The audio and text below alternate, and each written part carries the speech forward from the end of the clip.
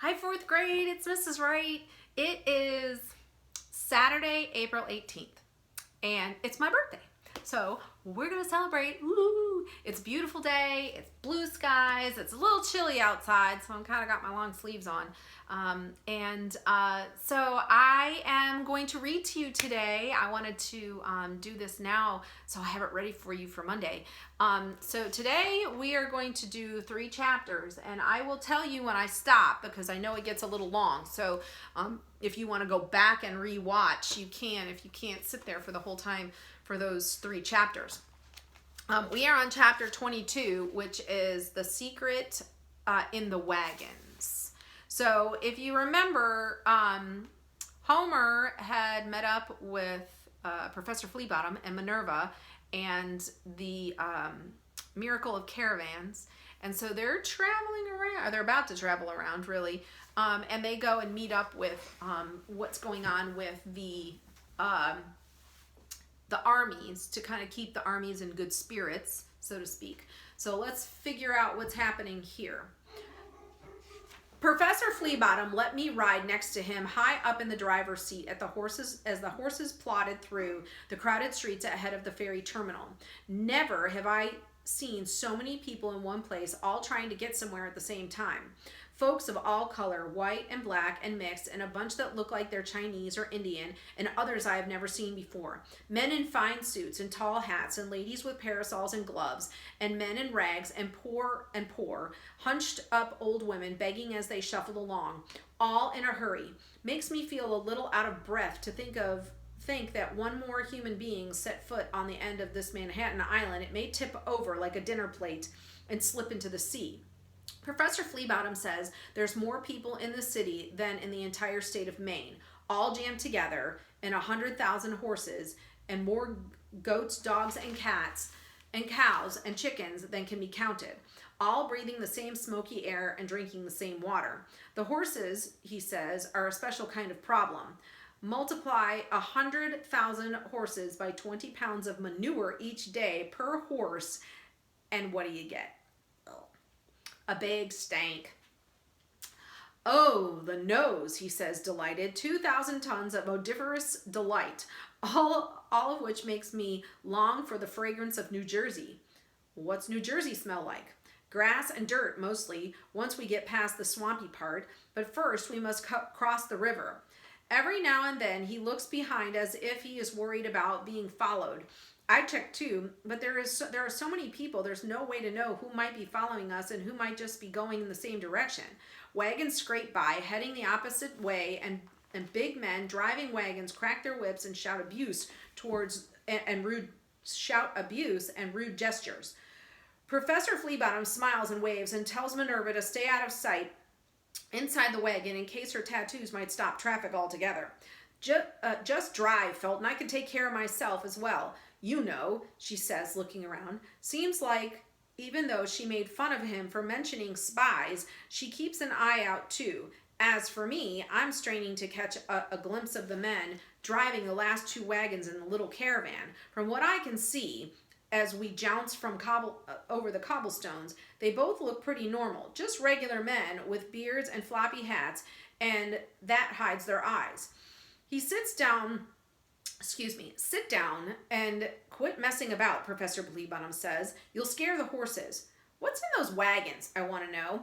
The way Fleabottom and Minerva are acting, there might be something hidden in the wagons, something way more exciting than a boy who pretends to be a pig. Ah, Fleabottom says, his eyes glinting with humor. You guessed, did you? I guessed there's something, but I don't know what it is exactly. Patience, young man. You'll know all of our secrets by the end, but not until then. No matter how much I beg, he won't tell me the secrets that are in the wagon, and finally I decide to shut up and bide my chances. The ferry terminal is as crowded as the streets, with a mob waiting impatiently to get across the Hudson River. Some are on foot, others are in carriages and wagons. The ferries leave on the quarter hour, regular as clockwork. They have flat decks, so you can drive straight aboard, and big steam driven paddles on either side. As the sound of the steam whistle and the gate opens and a man shouts, "All aboard!" 10 minutes later, wagons and horses and all were bound for New Jersey. The river is thick with ferry boats and steamships and sailboats of every size. Looks like the whole world is on the move, crossing the water. Behind us is an island in Manhattan, starts to fade. Looks as if it might be made of fog and sticks. The puffs of gray smoke tooting out of the ferry boat's smokestacks reminds me of Uncle Squinton's clay pipe. Makes me wonder if he misses us. Most likely he misses all the work we did. Strange as it seems, I sort of miss the farm, the barn that was our home, and Bob the horse, and Bess and Floss the milk cows. I can't say I miss Squint himself in particular. No surprise there. The real surprise is waiting on the dock in New Jersey, standing tall in his big blue uniform. My brother, Harold, big as life. Chapter 23, The Sound of Guns. Soon as the ferry bumps into the pier, I am off and running, thinking this surely is my lucky day.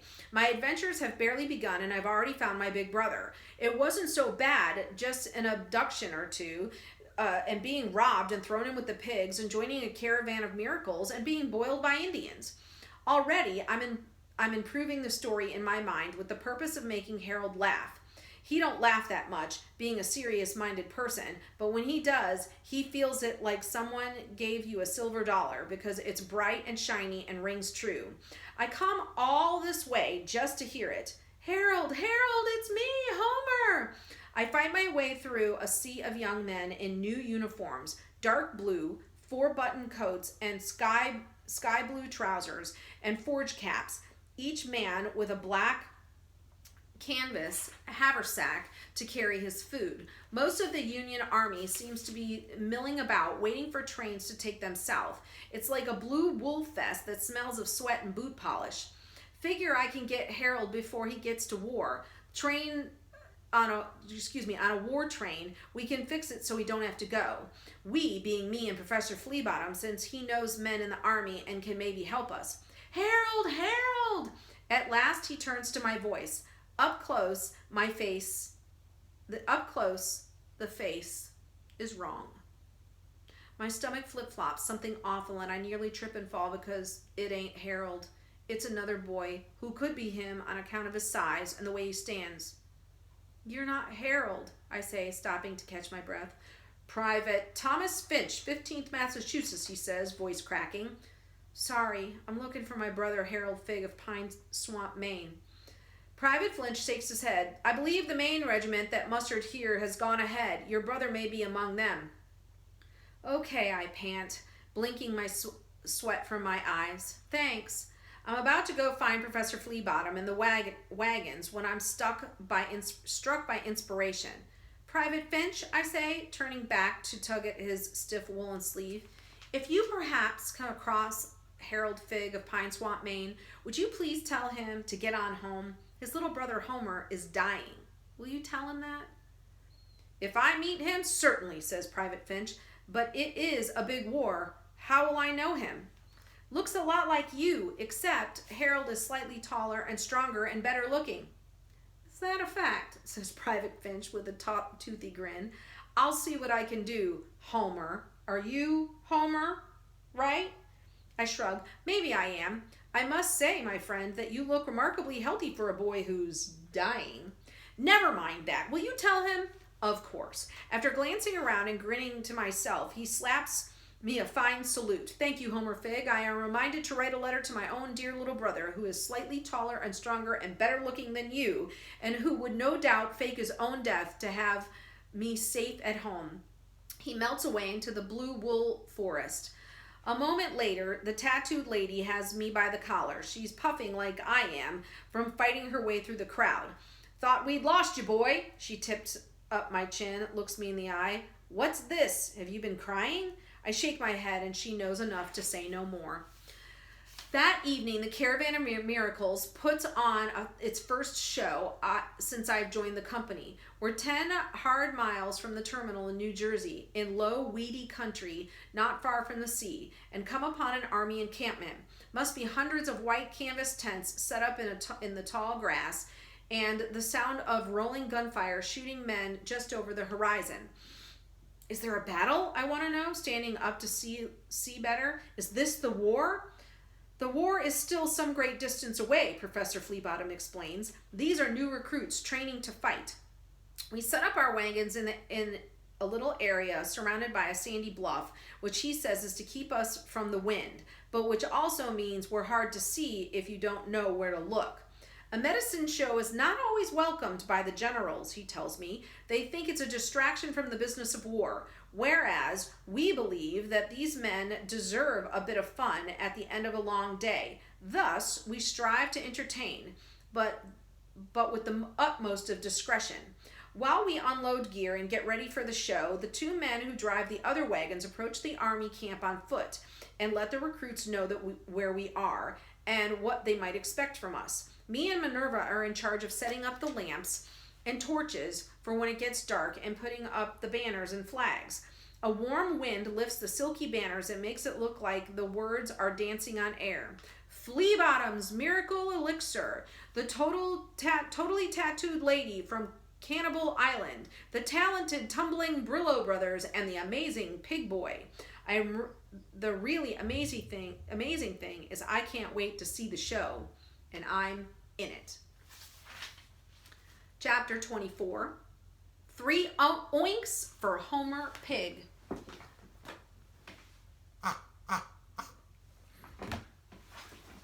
When the last blue twilight finally fades from the evening sky, soldiers begin to arrive in groups of 2 or 3, whispering to one another and laughing quietly. They're not supposed to be here watching a medicine show, but are meant to be back in their tents fast asleep. One evening is all we spend in an encampment, Minnie explains, covering up her tattoo arms with long puffy clip-on sleeves. Folks like us, traveling kinds of people, we must keep moving or the law will catch us. What are we doing? Selling bottles of medicine? That's against the law?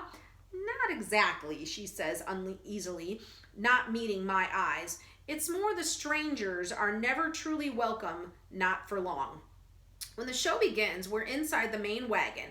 Minnie because she's putting on her long sleeves, and me because I'm the amazing Pig Boy and can't show my face until the end. Peeking out through the canvas, I watch as Professor Fleabottom claps his hands and leaps up on a little wooden platform that tips down from the sides of the wagons. His hat is tall, his knee-high boots are polished like black glass, and the buttons on his coats are $5 gold pieces that glow like little suns in the light of the oil lanterns. Good evening to all you brave gentlemen. Welcome to the Caravan of Miracles. May Almighty God bless the Union Army and deliver it from the losing, time and time again. With all you new recruits being trained to kill your fellow man, surely victory will soon fall. And to help you along the way, to ease those woes and pains of the battlefield, and pinch the bed bugs in your soggy tents, and to improve your taste of the insects that infest your food, and to frankly give you courage when you need it the most, I, Professor Felton J. Fleabottom, honored graduate of ancient universities in the Far East, have perfected a certain strong elixir, an elixir that will lift your spirits and put a gleam back in your eye, an elixir containing a sure cure for what ails you, an elixir that will fill you from first sip, deliver you from evil, and place you in the soft motherly arms of mankind. A murmur comes from the crowd of young soldiers, and many raise up their hands as if to grasp at the invisible bottles. Patience, young heroes. Patience, patience. The elixir goes on sale following the show and not a moment before. Have no fear, there is plenty for everyone. Now, if one of you good fellows will hand up the banjo, I will demonstrate how a single dose of Felton's miracle elixir cured my rheumatic joints, improved my dexterity of my digits, and clarified my ears. Listen and be amazed. The professor then commences to flail upon the banjo. It starts out as a sad and mournful tune and slowly, in a slow version of Rally Around the Flag, Boys. But then he starts speeding things up and really making that old banjo ring. The soldiers begin to clap along, some of them singing, and just when you think the song is done, Minnie slips from behind and somehow takes the banjo from him and keeps strumming without missing a beat. How the men cheer. Minnie gives them a wild grin and plays along on the high pinky notes that sound like metal sparks exploding from fireworks. And then somehow she and the professor are both bashing at the banjo, Minnie with her fingers on the frets, and Fleabottom plucking the strings with hands that move faster than his fingers are blurred. I never heard anything so exciting as a four-handed banjo, and it's all I can do to stay in the wagon instead of leaping out and joining the crowd. When the song finally comes to an end, Minnie and the professor hold hands and take a bow, and the soldiers erupt in applause. In Pine Swamp, that trick with the banjo would be good for a year's worth of entertainment, but the Caravan of Miracles is just getting warmed up. Before the cheering stops, two wild men leap out of nowhere, juggling flaming torches and whistling between their teeth. The talented Tumbling Brillo brothers are the bearded guys who drive the other two wagons. Minnie told me that their true name isn't Brillo, which is something the professor made up, but they really are brothers and can tumble like chimpanzees and chipmunks, juggling anything that comes to their hand. Flaming torches, and then some wooden buckets, and then bricks, and then boxes, and boxes with bricks, and 3 more chairs. At the end, they grab a small soldier from the crowd, a drummer boy not much bigger than me, and then juggle him, much to the amusement of his friends. After the talented Tumbling Brillo brothers take their bows, Professor Fleabottom resumes his place at the stage. Gentlemen, as the great Roman warrior Mark Antony once famously said, "Lend me your ears, for I have a tale to tell, a curious tale of woe, a tantalizing tale of tragedy, and a strange tale that begins in the great north woods of Maine, where the bear and the moose frolic in the pine forest, whose feathery tops reach near enough to heavens. In forest dark and dense, where the wolves are as black as moon shadows, and the white men's feet have yet to trod on ancient earth. In just such a place, a rare and unusual creature was recently discovered by a band of unkindly Indians. The Indians found him cowering and snarling in one of their traps, a creature the ancients call a chimera, a hybrid creature, part human, part hog, half boy, half pig. Do you not believe? Do I sense emanations of doubt? Are there skeptics among you? Then, gentlemen, prepare to be amazed. I give you the amazing pig boy. His mighty voice ringing in the night, the professor lifts high his lanterns as the crate is trundled out of the wagon. In the crate are 3 squealing, frightened little pigs, 3 pigs and me, and I'm squealing too, and snuffing my dirty nose around the slats of the crate and baring my teeth and pretending I'll bite any hand that strays too close. Stand back, gentlemen, back, I say. Be warned, the creature bites. Last week he chomped the hand clean off of a wrist. It has bitten off noses, ears, and once took the last eyeball from a one-eyed sailor. I have nothing on but a skimpy little drawers, but it don't hardly matter because I'm so caked with filth that none of my skin is showing. It's like wearing a dirt suit. Minnie helped me stuff leaves in my hair and puff out my ears and glued a little curly tail on my backside. When she held up a mirror to admire her work, I nearly screamed. The savage beast in the mirror wasn't me. It couldn't be. Fact is, I'm scaring myself half to death, not just because I'm so filthy and ferocious looking, but because it's fun being a pig boy. I like wiggling my glued-on tail. I like baring my teeth and squealing like a trapped animal. I like scaring soldiers who are twice as old as me and who leap back like frightened children when I snap at their fingers. It's fun to be amazing, to be the star of a show, and to have everyone watching you, even if you have to act like a pig. And before long, I really do feel more like animal than human. Watch out there, he'll take your hand off, cries a young soldier, backing away. My brain is screaming to be let out of the crate so I can bite all my tormentors. But instead of screaming words, I'm screaming pig noises. Rage, you poor creature, the professor bellows, gesturing with a lantern. Rage at the tragedy of your existence. Rage and squeal against the indignity of your fetid prison. He turned to the astonished crowd, putting a hand upon his heart. Gentlemen, I ask you this. A half-breed creature, a thing neither one nor the other, is a thing such as this, endowed with a soul? When it dies, will it meet its maker, or shall it turn to dust? A man has a soul, and an animal does not. This is what we have been taught. But what of a half man, half soul, or none at all? The soldiers get quiet. Only thing making noise is me. Oink, oink, oink. Only God knows the answer, the professor announces, very grand and solemn. Take this poor creature away, he says, calling for the Brillo boys. Hide it from the human eyes. Gentlemen, there is no cure for the amazing pig boy, but I assure you there is ample cure for what ails you. The Brillo boys throw a rug over my crate and sling me back into the wagon. As Minnie hands out the bottles, the professor's golden voice booms into the night. Gather round, Fleabottom's miracle elixir will cure what ails you. Satisfaction guaranteed. $1 for the bottle.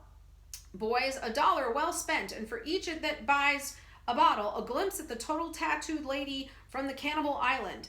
Back inside the wagon, a bucket of soapy water awaits, so that I may clean up and become human again. Lifting the canvas, I glimpse the soldiers upending the elixir bottles, their eyes glazed in the lantern light. Even covered with pig filth, I can smell that medicine they're selling. I know that smell. And it's no miracle elixir. It's just plain whiskey. So, Professor Fleabottom is no real medicine man. He's doing things he shouldn't be doing. And the amazing pig boy knows it. So, this was kind of a long read aloud. So, I hope you've had a wonderful day. I know I am. And I miss you all so much. And I love you all. And have a wonderful, wonderful week. I'll see you soon. Bye.